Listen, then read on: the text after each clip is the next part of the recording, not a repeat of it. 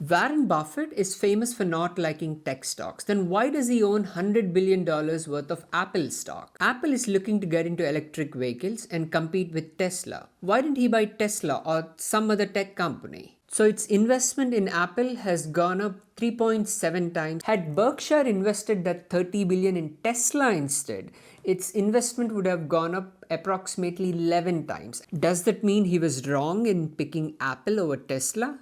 I don't think so. Here's why.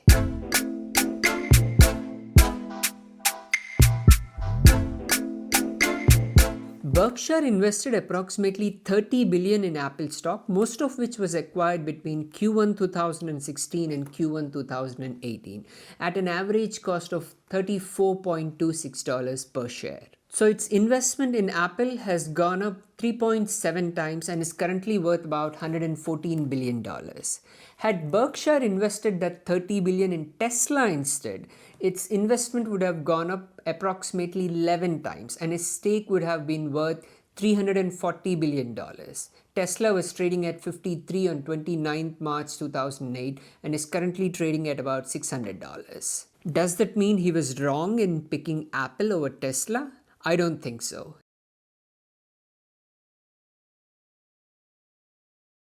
I know you like to buy into success stories, but you don't like to buy high tech. Why you feel that way when it seems certain companies, high tech companies, are predictable? And getting to the first part of your question, I think it's much easier to predict the relative strength that Coke will enjoy in the soft drink world than the amount of strength that Microsoft will possess in the software world. That's not to knock Microsoft at all. If I had to bet on anybody, I'd certainly bet on Microsoft, bet heavily if I had to bet, but I don't have to bet. And I don't see that world as clearly as I see the soft drink world. Now, somebody that has a lot of familiarity with software may very well see it that way, and they're entitled to, if it's true they have superior knowledge and they act on it, they're entitled to make money from that superior knowledge. There's nothing wrong with that.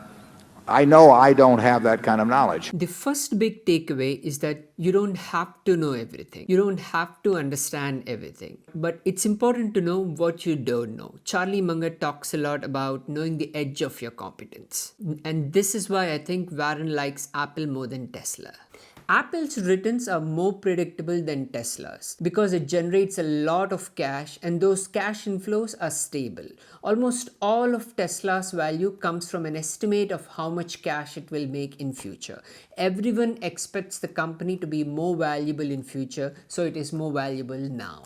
To calculate the rate of return on any investment, you need two things. First, the periodical cash flows an investment generates. So that is dividend if it's a stock, rental income if it's real estate, or interest if it's a bond. Second, the price at which you can sell the investment to someone else sometime in future. There is some uncertainty in predicting cash flows for a mature company like Apple, but the uncertainty is limited because you have a lot of history you could use. You know what their business model was, and you don't have to figure out what they will do in the future and wonder if they will successfully execute their plans or not. On the other hand, predicting how much you can sell it for in future is much harder, if not impossible. The only thing anyone can base it on is a story about what the future will be, which in turn depends upon mood and momentum of the market. It is just perceptions, plans, visions, and hopes about how big the target addressable market is and what percentage of that market the company will capture. If you talk about how your company will have a flywheel effect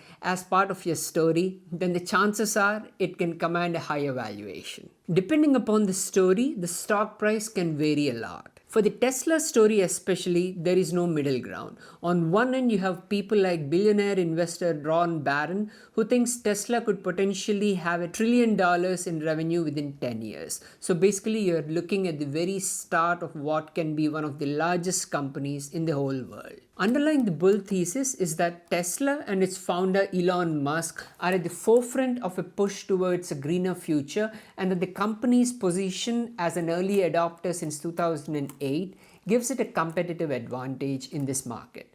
Other companies in this sector not only started late but have to split their efforts between internal combustion engine and electric vehicles, unlike Tesla. Not only is Tesla a leader in electric vehicles, but its growing battery, solar, and autonomous driving divisions will fuel future gains. Essentially, it's a leader in its field and the competition is well behind, say those who favor this stock. Kathy Wood of ARK Invest raised 2024 target price for the stock to $7,000. Its base case. Its optimistic estimate is $15,000. Let's bring in ARK Invest CEO and founder Kathy Wood. Kathy, welcome.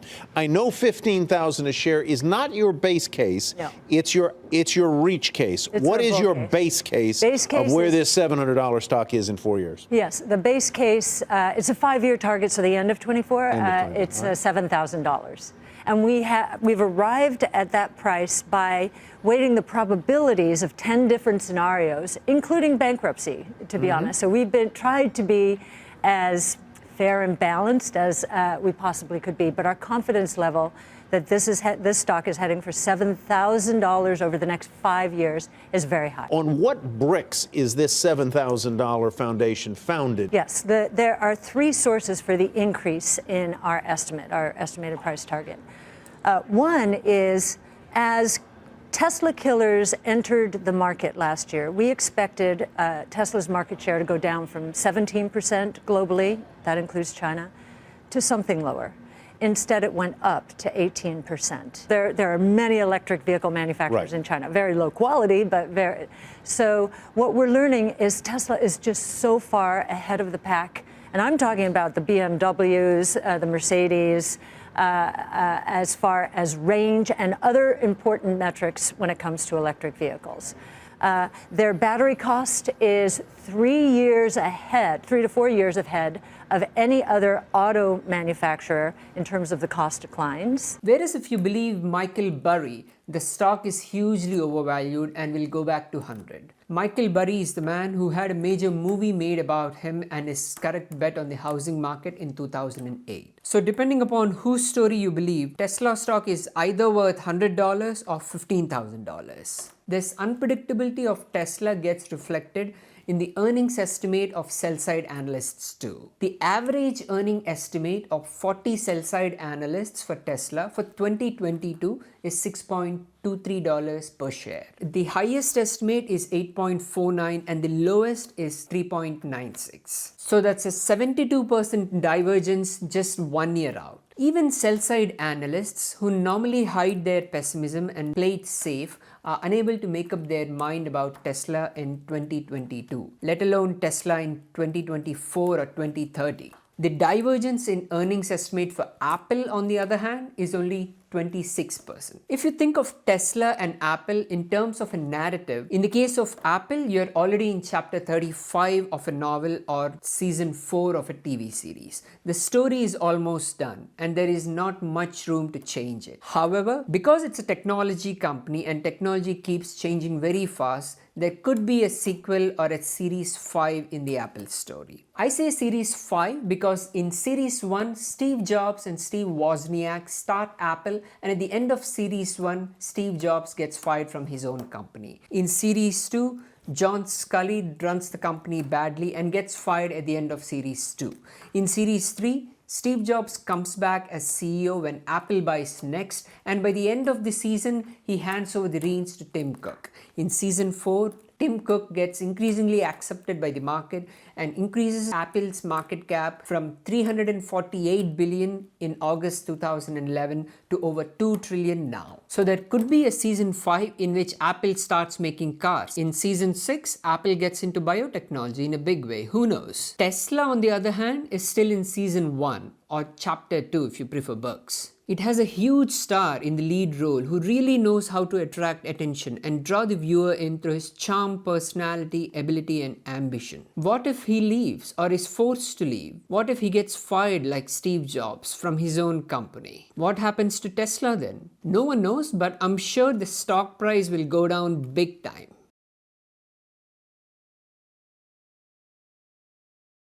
The current stock price of Uber is $50. How much of that is for the cash flow it is currently generating and how much for its future growth in revenue and margins? Since it has not generated any positive free cash flows, presumably 100% of that $50 is for future growth. It is all perceptions, hope, and promises. It is totally up to you if you want to believe it or not. There could be a very good reason to believe it. Uber, like many other startups and even listed companies, is an extreme case with no positive free cash flows at all. What if a company has some cash flows? How do you assess how much of its current value is for the cash flows and how much for future potential? What is that split for Apple and Tesla stocks? To figure that out, I reorganized the balance sheet into what Aswath Damodaran, the NYU professor, calls a finance balance sheet. While it is structured like a normal accounting balance sheet, it is different on two counts. First, rather than break assets down into fixed, current, and financial assets as accounting balance sheets do, the asset side of a financial balance sheet has only two items: assets in place and growth assets. Assets in place are investments company has already made. Those are the existing assets. Growth assets is a little messier. It's the value you attach to investments you expect the company to make next year, 2 years out, 5 years out, 10 years out, forever. You're giving them credit for investments they haven't even thought about yet. An accountant can never do that. While accounting balance sheets are rooted in the past with historical numbers representing capital originally invested in assets, financial balance sheets are forward-looking. Their values are based on their capacity to generate cash flows, so they are market values. I calculated this using three inputs: operating income, tax rate, and cost of capital. I took the operating income and tax provision numbers for the last 12 months from Yahoo Finance, and I took the cost of capital from Aswath Damodaran. Here are the numbers. Those are the operating incomes for Apple and Tesla. Those are the tax provisions. Those are after-tax operating incomes. The cost of capital for Apple is 7% and for Tesla it's 8%. It is a weighted average of cost of equity and cost of debt. The intrinsic value of the existing assets for Apple is 1.1 trillion and 23 billion for Tesla. So intrinsic value is the market value of its existing income generating assets. I arrived at those by dividing after-tax operating income by cost of capital. To understand those numbers intuitively, consider this. A business that has existing assets that are generating earnings has two choices. It can pay the entire income out as dividend to stockholders and interest to lenders and forget about future growth. Alternatively, it can reinvest some or all of its earnings back into new investments and generate growth for the future. If you adopt the no growth alternative, your earnings from the most recent period will be a cash flow each year in perpetuity. The value of these cash flows can be computed by discounting back at the cost of capital to yield a market or intrinsic value for assets in place. I've added back depreciation and amortization for the most recent period, assuming it is reinvested back into the business to keep its earning power intact. That's the maintenance capital expenditure businesses need to incur to make sure its assets remain productive. The current enterprise value of Apple is 2.15 trillion and for Tesla it's 518 billion. Enterprise value is the market value of equity and debt from the liabilities side, and from the asset side it is the sum total of all the operating assets of the business no matter how they are financed. I arrive at the price paid for growth by subtracting the value of existing assets from the enterprise value. So only 50% of Apple's market value comes from its existing assets. The remaining 50% comes from future growth, which includes investments still in the execution phase, like Apple Car, and all the investments it will ever make in future, including investments it hasn't even considered yet. Remember that when Berkshire acquired its stake in Apple in between Q1 2016 and Q1 2018, the value of its existing assets was about 640 billion. The enterprise value in 2017 was also about that much. So it is very much possible that Warren Buffett bought into Apple at less than the intrinsic value of its existing assets. He paid nothing at all for future growth, though He has and will continue to benefit from it. For Tesla, 96% of the current stock price is being paid for future growth. Only 4% of the current market price of $600 comes from its existing income generating assets. All of this 96% is dependent on one man, Elon Musk. Can we even imagine Tesla without Elon Musk? On the other hand, Apple's present and future is not that reliant on Cook. He proved himself to be an exceptional manager. Even if you have a bad CEO after Tim Cook, Apple's governance mechanisms are strong enough to keep the momentum going, probably for some time at least. What you think of Tesla basically comes down to how much you're willing to pay for growth. At one extreme are some value investors who argue that growth is speculative and that it is worth very little or nothing at all. At the other end are those who argue that growth is priceless and you should therefore be willing to pay a fortune for it. Venture capitalists and growth investors like Cathie Wood of ARK Invest fall under this category. Interestingly, both groups seems to be in agreement that valuing growth is pointless because it requires estimates that will be wrong in hindsight. Thanks a lot for staying till the end. If you're liking this video, if you're getting value out of it, please let the YouTube algorithm know by hitting the like button and consider subscribing. See you next time.